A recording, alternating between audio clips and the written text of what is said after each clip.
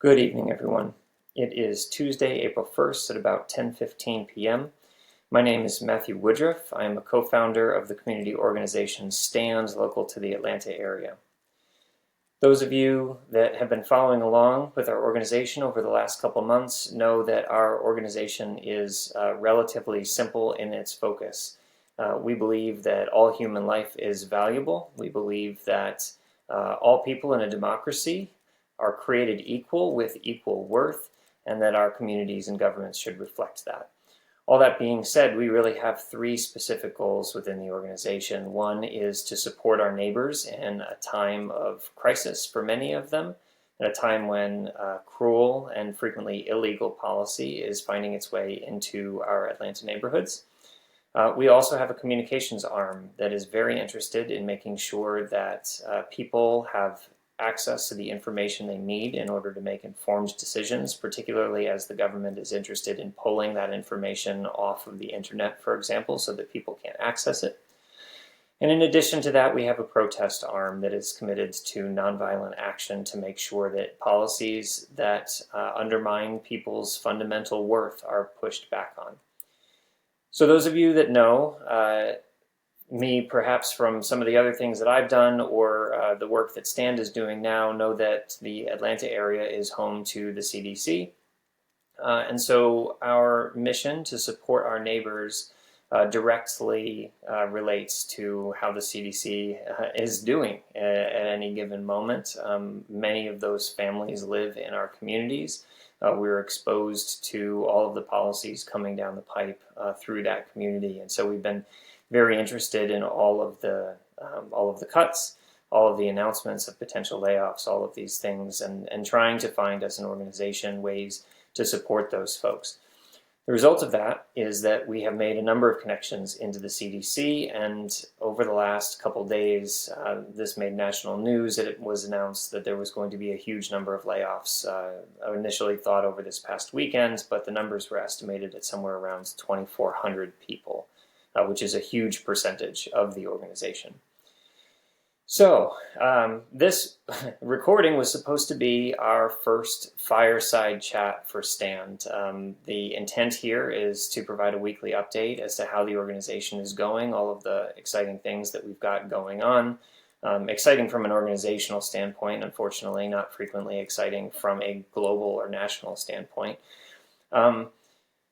But instead of a nice, well thought out production here, I'm sitting in my children's playroom recording at 10:20 at night because over the past 24 hours, those layoffs which were anticipated over the weekend have really come down on us on this April Fool's Day.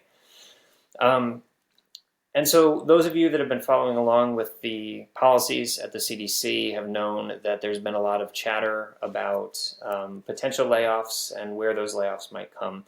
And for those of you that might not be familiar with the CDC, might not be familiar with the situation in general, you might think 2,400 folks scattered about the CDC. It's a large organization. You're making, generalized cuts to reduce budget, all of those things.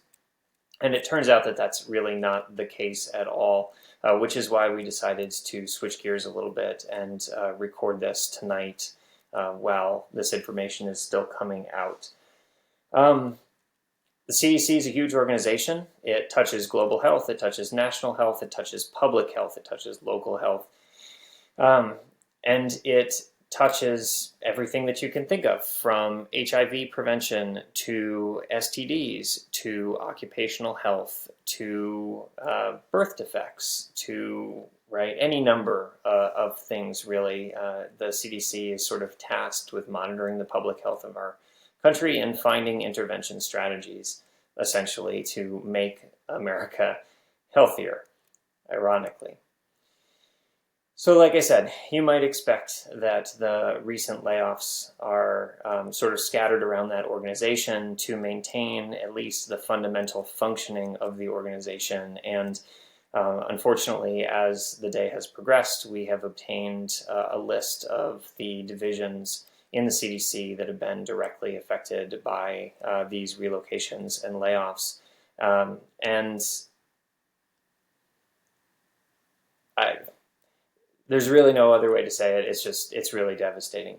The focus that the administration has taken in targeting very specific areas of the CDC is a bit shocking, to be honest with you. So I am not going to read every single thing that I have on this list, although I will make it public because I think it's important people have access to it. I would tell you that this list has not been publicly released yet.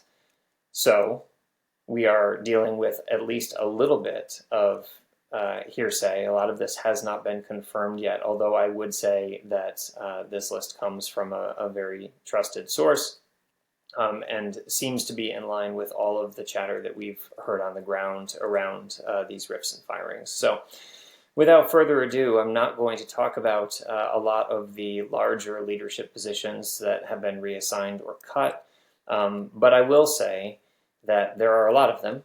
So take a look. The organization is certainly being reorganized at the top.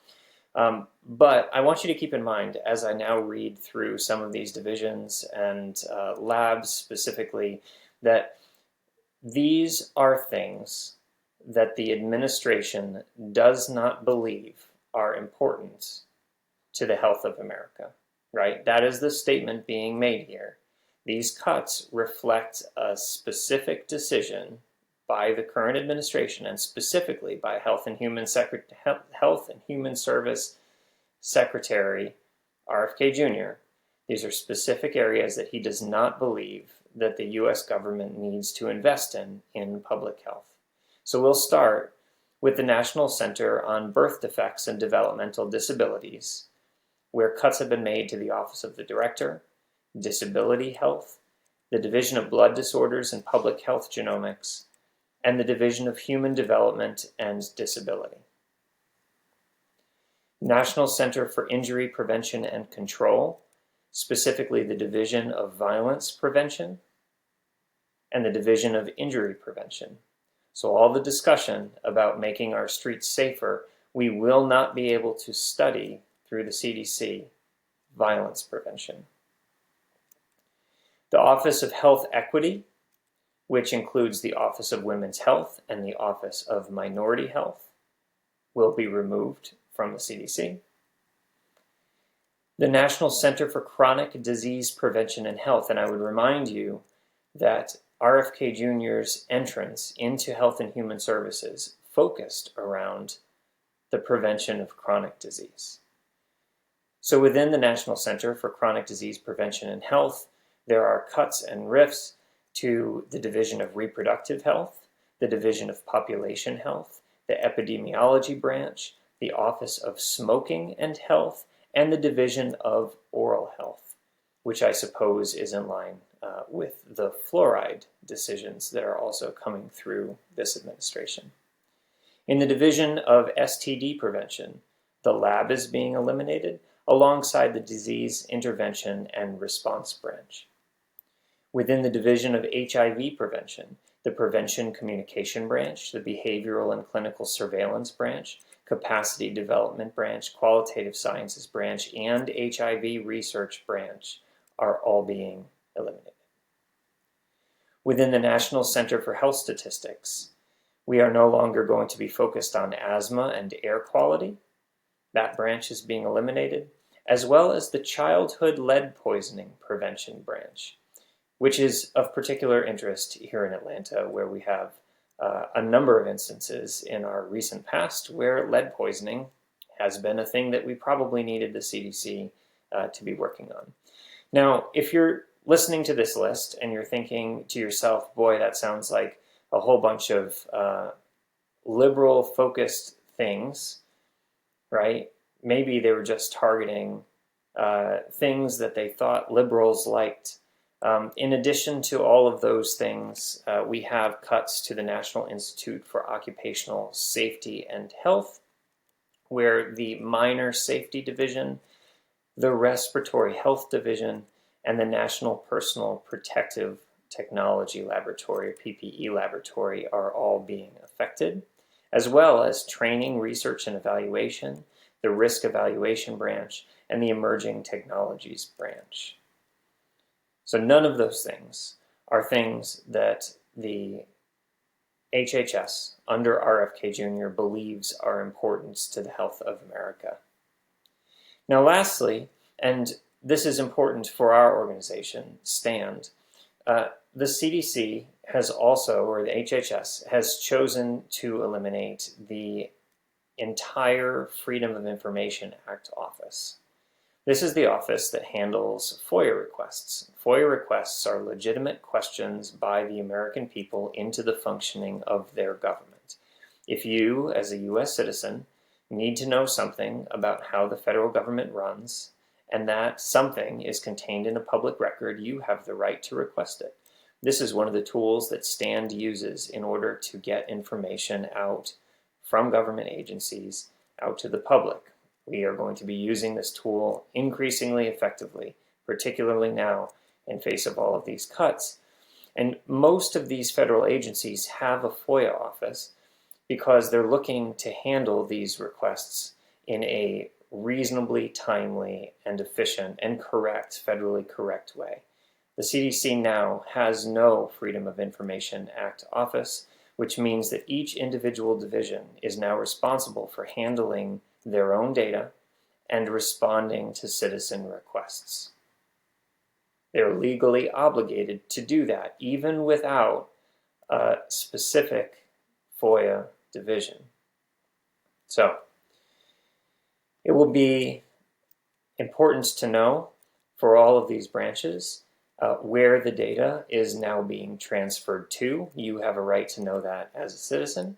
It will be important to know exactly what the plan was while all of these reduction in force efforts were being made, exactly how individuals within each of these divisions were selected for reductions in force, and now that all of those folks are gone, who is going to hold the data that belongs to the American people as all of those divisions are disbanded. And that is an effort that STAND intends to follow through on. As I mentioned before, one of our missions is in communications and making sure that we and you have access to information critical to understanding how the federal government is operating. And please know that we have every intention of trying to get to the bottom of some of these answers. If you have an interest in helping, we are more than happy to bring you on. We have teams that can train you to help find answers to some of these questions that will become more important as this administration continues. But in the meantime, we will get to work. We will report back, probably in some subsequent fireside chats, which hopefully will have a higher production value and won't have me sitting in a foam chair leading off our series event here. So thank you for being with us this week, and we will see you next week. Take care.